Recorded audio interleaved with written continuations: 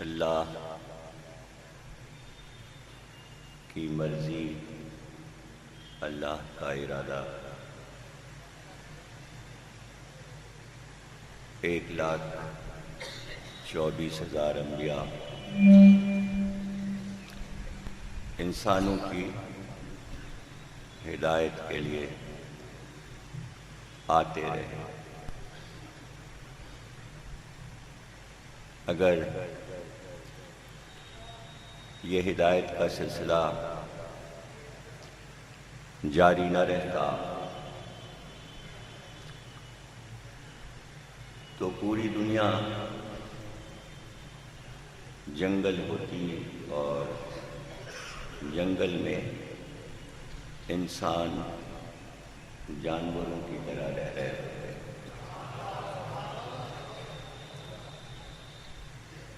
بہت دیر لگی انسانوں کو سیکھنے میں، مختلف ادوار، مختلف عہد گزرے۔ کسی عہد میں انسان نے درخت کے پتوں سے لباس پہننا سیکھا، اور کبھی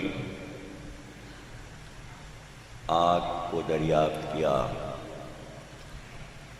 چراغ بنانا آیا، اپنے پہاڑوں کے غاروں کو روشن کیا، اپنی غذا حاصل کرنے کے لیے شکار کھیلنا آیا، آہستہ آہستہ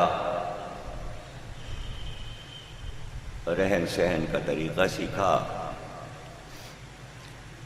پھر مکان بنائے، سڑکیں بنائیں، شہر بنائے اور ملک بنائے، اور پھر قوموں میں تقسیم ہو گئے۔ نام رکھنا آیا، زبان سیکھی، لفظ ایجاد کیے۔ ایک دم سے یہ ترقی نہیں ہوئی، بلکہ ہزاروں برس گزرے، تو آج انسان اپنے آپ کو ترقی یافتہ کہتا ہے۔ یہ سب انبیاء کے، اولیاء کے کارنامے ہیں۔ اللہ کی مرضی یہی تھی کہ بتدریج انسانوں کو سکھایا جائے، زینہ بزینہ ترقی کے راستے دریافت کرتے ہوئے ارتقاء کی طرف بڑھتے چلے جائیں۔ یہی مرضی الہی تھی، نہ کسی کو اعتراض کا حق ہے، نہ کوئی اس پہ تنقید و تبصرہ کر سکتا ہے۔ جو ہوا یہی بہتر تھا۔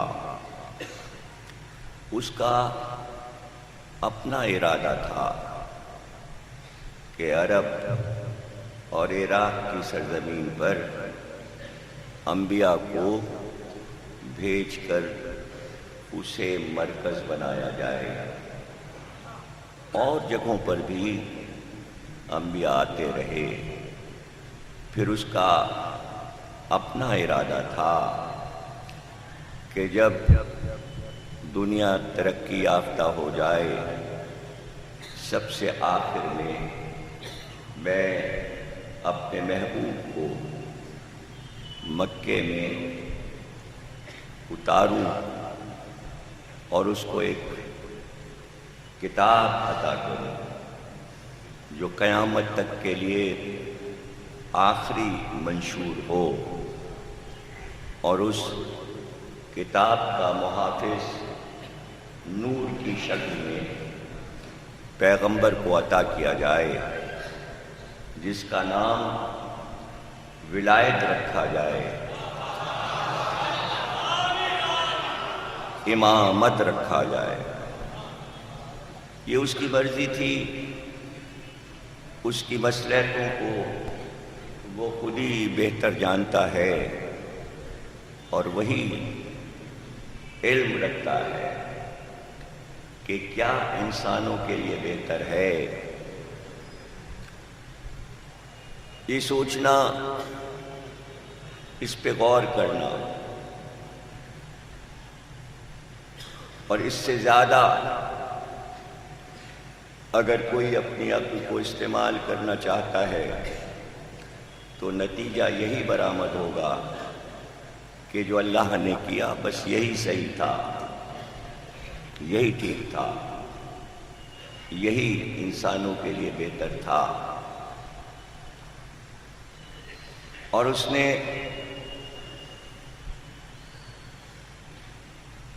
اس بات کا ارادہ کیا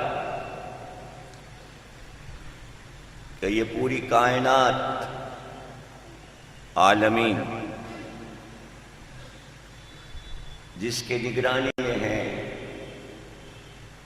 اسی کو ہم دنیا میں امام کی شکل میں بھیج دیں۔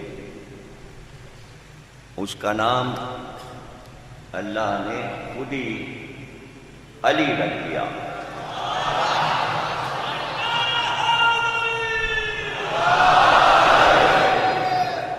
اور بتا دیا کہ عالمین کی حکومت کا نام ولایت ہے، اور جو ولایت کا حاکم ہے وہ ولی ہے، اور یہی لوگ حقیقی اس زمین کے وارث ہیں، اس لیے کہ عرش کے مالک بھی یہی ہیں تو فرش کے مالک بھی یہی رہیں۔ اب کوئی یہ سوچے کہ بادشاہوں کی طرح ملکوں، زمینوں اور تخت پہ جیسے قبضہ ہوتا ہے، اس طرح تو کوئی قبضہ نہیں ہے، تو یہاں قبضے کی ضرورت نہیں تھی، اس لیے کہ غدیر کا اعلان کسی خطے کے لیے نہیں تھا کہ علی کو عرب کا حاکم بنایا جا رہا ہے، بلکہ اعلان عالمین کا تھا۔ عالمین میں زمین کی حیثیت یہ ہے کہ جیسے ایک کاغذ پر ایک قلم کی نب سے کالا چھوٹا سا نقطہ لگا دیا جائے، تو اگر ایک چھوٹا سا خطہ اور اس زمین کا ایک بر اعظم جسے عرب کہتے ہیں، اسی کے حصے ہیں عراق و شام، تو اگر وہ یہ کہیں کہ ہم نے علی کو حاکم نہیں مانا، تو رسول اللہ نے کہا اس سے کوئی فرق نہیں پڑتا۔ اگر کوئی علی کو مولا نہیں مانے گا، غدیر کے خطبے میں آخر میں رسول اللہ نے کہا کہ اگر کوئی انکار کر دے گا کہ علی کو مولا نہیں مانے گا، حاکم نہیں مانے گا، تو نہ وہ کچھ اللہ کا بگاڑ سکتا ہے نہ محمد کا بگاڑ سکتا ہے۔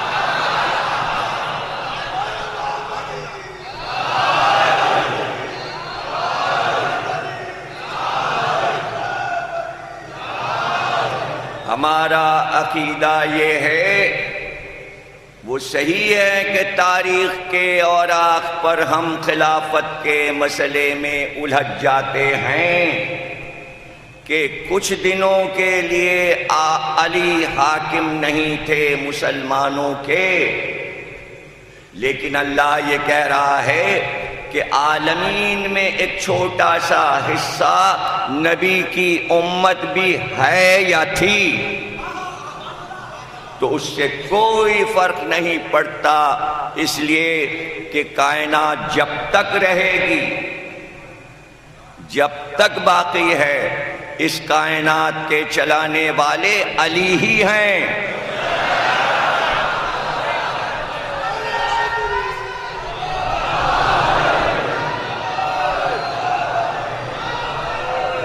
کائنات کے کل اختیار کو ولایت کہتے ہیں، اس میں کسی کو چڑھنے کی ضرورت نہیں، جس کا دل چاہے مانے، جس کا دل چاہے نہ مانے،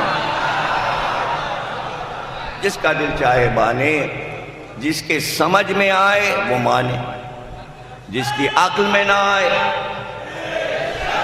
وہ نہ مانے۔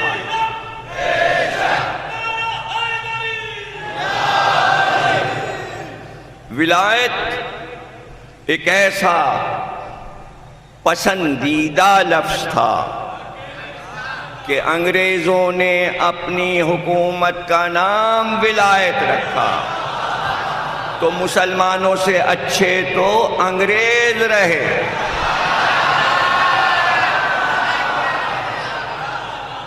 جب انگریز یہاں تھے تو جو لوگ پڑھنے جاتے تھے انگلینڈ تو پوچھتے تھے کہاں جا رہے ہو؟ ولایت جا رہے ہیں۔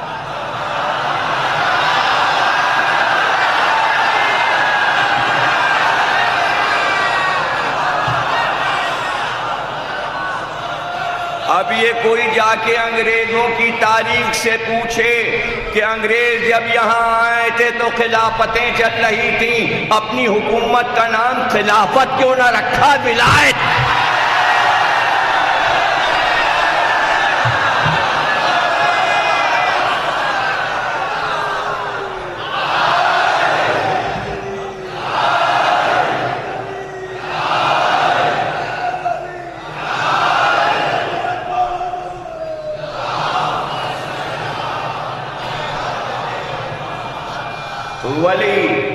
ولی اللہ کا پسندیدہ نام ہے، اور وہ اپنے آپ کو بھی ولی کہتا ہے، اور اس نے قرآن کی آیت میں اعلان کر دیا اللہ ولی، رسول ولی اور علی ولی۔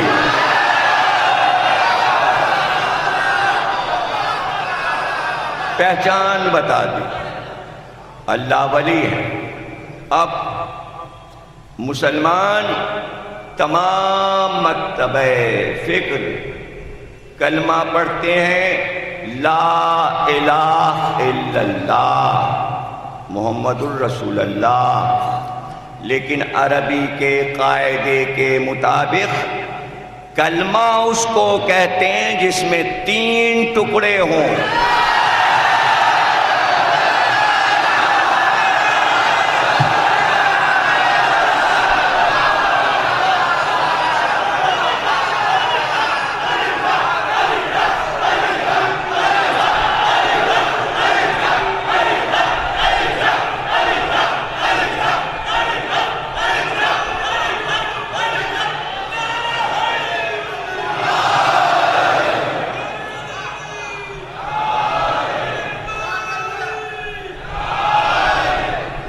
اس میں کسی بحث کی ضرورت نہیں ہے، جو عالم ہوتا ہے وہ جانتا ہے کہ علم کیا تقاضا کر رہا ہے، اور کلمے کی دوسری شرط یہ ہے کہ تینوں ٹکڑوں میں ایک چیز مشترک ہو، یعنی وہ چیز پہلے ٹکڑے میں بھی ہو، دوسرے ٹکڑے میں بھی ہو اور تیسرے ٹکڑے میں بھی ہو۔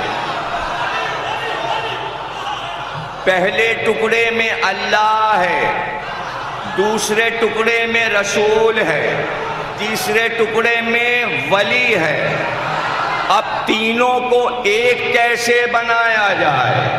اس لیے کہ اللہ اللہ ہے، محمد اللہ نہیں ہو سکتے، علی اللہ نہیں ہو سکتے۔